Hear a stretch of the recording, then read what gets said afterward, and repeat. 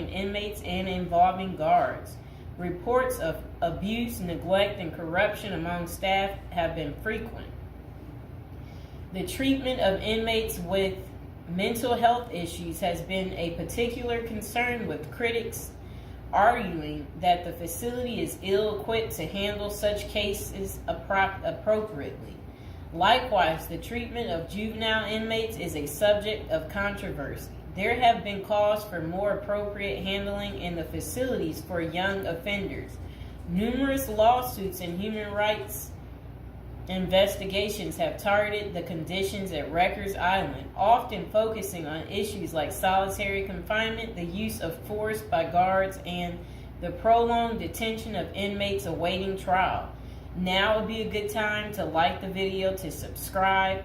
And are you guys enjoying the prison series? Do you like hearing about all the different prisons, learning with me together? If so, go ahead and comment below. So, when visiting Rikers, journalists in prison reforms discovered temporary holding cells described as covered with rotten food, urine, and feces and blood. Inmates were using plastic sheets for blankets and cardboard boxes for beds.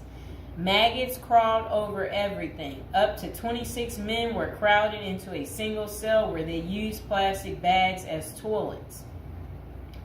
Prisoners kept in holding cells, which should be used for only 24 hours or less, often stayed there for more than a week awaiting transfer. In that time, food and medical services were not routinely provided. Now let's hear that paragraph again, just a small bit of it. So, this was what journalists had noticed when visiting Rikers Island. The prison reformers discovered temporary holding cells described as covered with rotten food, urine, feces, and blood. Inmates were using plastic sheets for blankets and cardboard boxes for beds. Maggots crawled over everything. Up to 26 men were crowded into a single cell where they used plastic bags as toilets. That does not sound good, does it, people? It's disgusting.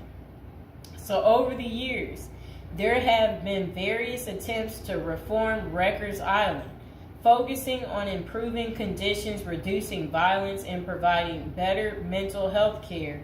Amid mounting pressure, activists and political leaders have urged the city to close Rikers Island. In 2019, the New York City Council voted to close the jail completely by 2026, intending to replace it with